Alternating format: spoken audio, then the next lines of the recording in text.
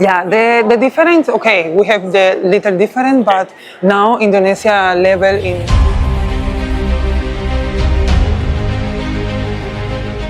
Skor 3-1 hanyalah angka, di baliknya ada iri, pengkhianatan, dan permainan kotor dari dalam. Mega disorot, disingkirkan, lalu dijadikan kambing hitam. Kekalahan JP berubah menjadi skandal sunyi yang mengguncangkan ruang ganti dan masa depan tim secara perlahan namun mematikan diam-diam. Simak ulasannya berikut ini.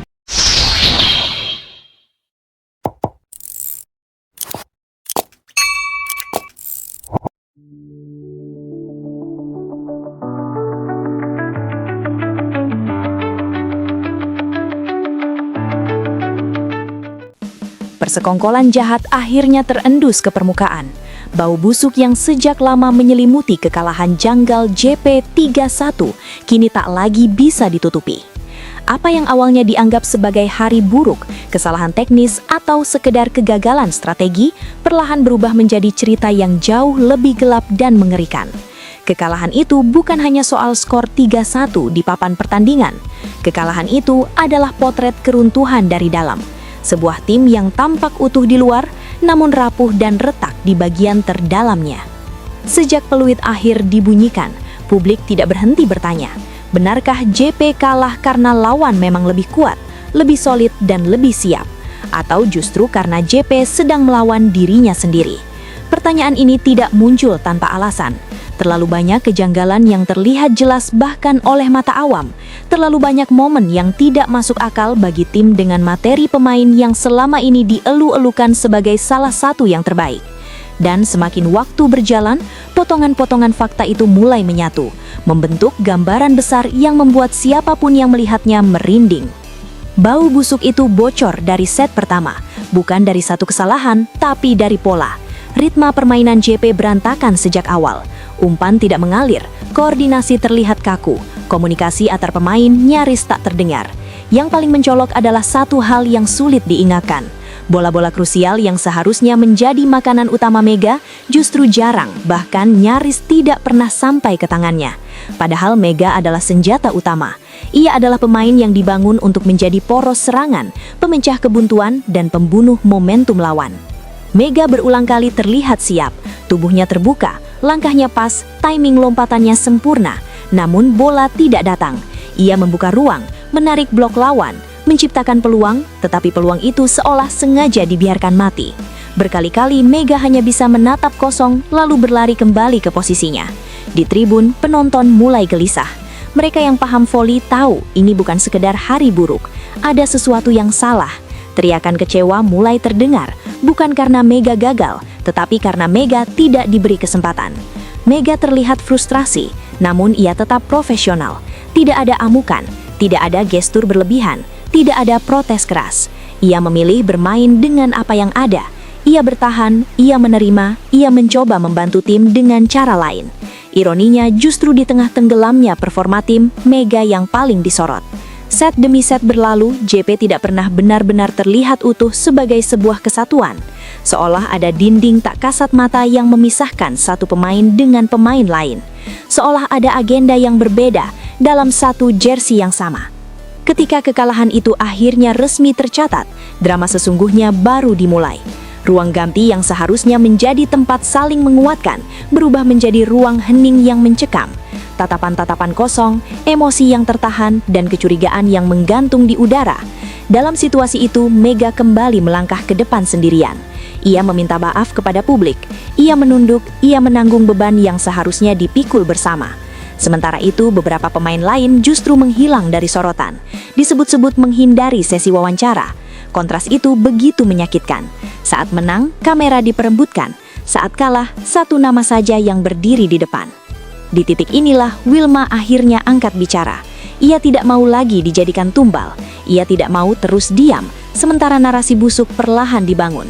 Dengan pernyataan yang blak-blakan, Wilma memecah keheningan. Ia tidak menyebut nama, ia tidak menunjuk langsung, namun setiap kalimatnya tajam dan syarat makna.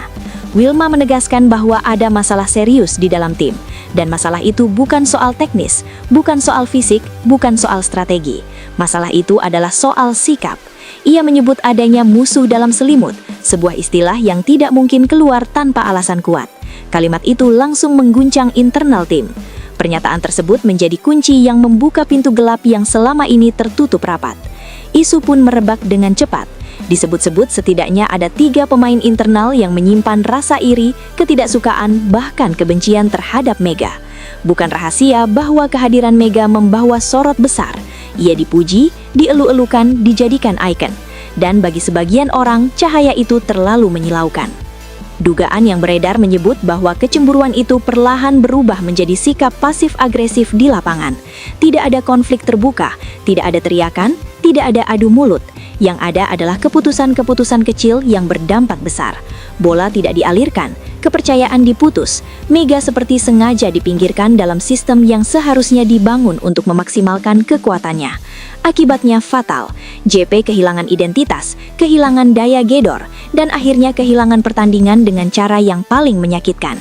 Ketika semua mata menuntut jawaban, narasi yang muncul justru mengarah pada Mega sebagai kambing hitam potensial. Seolah-olah ia adalah biang kerok kekalahan, padahal data, visual, dan fakta lapangan berkata berbeda. Saat Mega diberi bola, poin datang. Saat Mega diisolasi, JP kehilangan arah. Inilah yang membuat publik murka.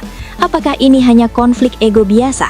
Ataukah benar ada upaya perlahan dan sistematis untuk merusak citra dan karir Mega dari dalam timnya sendiri? Wilma kembali menegaskan satu hal yang membuat spekulasi semakin panas. Ia berkata bahwa masalah teknis selalu bisa diperbaiki, tetapi jika sudah menyangkut sikap dan niat, itu jauh lebih berbahaya. Kalimat itu terdengar seperti sirina peringatan. Kini tekanan mengarah langsung ke manajemen JP. Publik menunggu langkah tegas. Apakah konflik ini akan diusut tuntas? Apakah musuh dalam selimut akan dibuka ke permukaan? Ataukah semuanya akan dikubur rapi demi menjaga nama besar klub?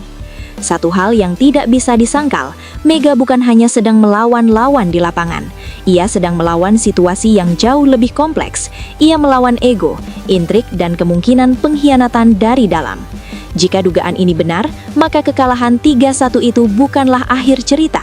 Itu adalah awal dari konflik besar yang berpotensi mengguncangkan JP hingga ke fondasinya. Keberanian Wilma Salas bukanlah keberanian yang lahir dalam satu malam.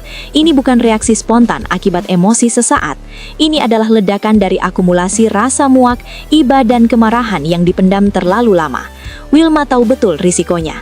Ia sadar bahwa sekali berbicara, pintu-pintu tertentu akan tertutup. Ia akan disorot, disalahkan, bahkan mungkin menjadi korban berikutnya. Namun ada satu pemandangan yang terus menghantuinya dan akhirnya mendorong dia untuk bicara. Wilma berulang kali melihat Mega menggendong tim sendirian. Mega jatuh, bangkit, ditekan, dipukul, namun tetap diminta menjadi penyelamat. Mega dipaksa menjadi solusi untuk masalah yang tidak ia ciptakan. Ia diminta menjadi pahlawan, tetapi diperlakukan seperti orang asing dalam sistemnya sendiri. Wilma tidak tega. Ia melihat Mega bertarung bukan hanya melawan lawan di seberang net, tetapi juga melawan kesunyian di dalam timnya sendiri. Bukan sekali dua kali Wilma melihat Mega siap menyerang. Semua sudah perfect, namun bola tak kunjung datang. Pada titik itu, Wilma sadar ini bukan kebetulan. Ini bukan miskomunikasi biasa. Ini adalah pola yang terlalu konsisten untuk diingatkan. Dan ketika pola itu terus berulang, satu kesimpulan menjadi sulit disangkal. Kemudian Wilma melontarkan satu kalimat yang mengguncang internal tim. Ia menegaskan bahwa ia tidak mau dijadikan tumbal dan disalahkan atas performa buruk tim. Kalimat ini bukan sekedar pembelaan diri, ini adalah penolakan terhadap skenario busuk yang sering terjadi di dunia olahraga. Ketika tim kalah, selalu ada 1 atau 2 nama yang dikorbankan agar masalah besar tetap tersembunyi. Wilma paham betul bagaimana narasi bisa dipelintir. Jika ia diam, cerita akan berjalan sesuai kepentingan tertentu. Mega akan terus disalahkan karena terlalu dominan. Wilma akan disalahkan karena dianggap tidak klop. Padahal akar masalahnya jauh lebih dalam, yaitu retaknya kepercayaan dan kecemburuan internal yang dibiarkan membusuk. Pernyataan Wilma sejalan dengan analisis sejumlah pengamat voli yang sejak awal mencium adanya friksi di tubuh JP. Menurut mereka, ini bukan spekulasi liar. Ini adalah rahasia umum yang sudah lama beredar. Disebutkan setidaknya ada 3 hingga 4 pemain yang memiliki kecenderungan tidak menyukai posisi dan peran Mega di dalam tim. Bukan karena Mega buruk, tetapi justru karena Mega terlalu bagus. Mega datang dengan status bintang. Ia membawa nama besar, performa nyata, dan pengaruh besar. Yang paling berbahaya bagi sebagian orang, kehadirannya mengubah struktur kekuasaan tak tertulis di dalam tim. Pemain yang sebelumnya menjadi pusat permainan tergeser, sorotan yang dulu dinikmati kini berpindah. Dan bagi ego tertentu, hal ini sulit diterima. Konflik ini tidak pernah muncul dalam bentuk pertengkaran umum, tidak ada drama besar di pinggir lapangan. Justru disitulah letak bahayanya. Pengkhianatan terjadi secara senyap, lewat umpan yang tidak diberikan, lewat tempo yang diperlambat, lewat keputusan rotasi yang merugikan. Semua terlihat kecil tetapi dampaknya sangat besar. Secara kualitas dan mental, JP seharusnya mampu membawa pertandingan hingga set kelima, bahkan peluang menang terbuka lebar. Namun yang terjadi di lapangan adalah ketimpangan yang mencolok. Saat Mega diingatkan, lawan justru semakin percaya diri. Mereka membaca situasi. Mereka tahu bahwa tanpa Mega, JP kehilangan taring utamanya. Dan benar saja, lawan tampil lebih solid, lebih rapi, dan lebih jujur sebagai sebuah tim. Setelah kekalahan itu, sorotan kembali diarahkan ke Mega. Statistik dipelintir, kamera mencari ekspresinya, seolah-olah semua beban harus ia tanggung sendirian.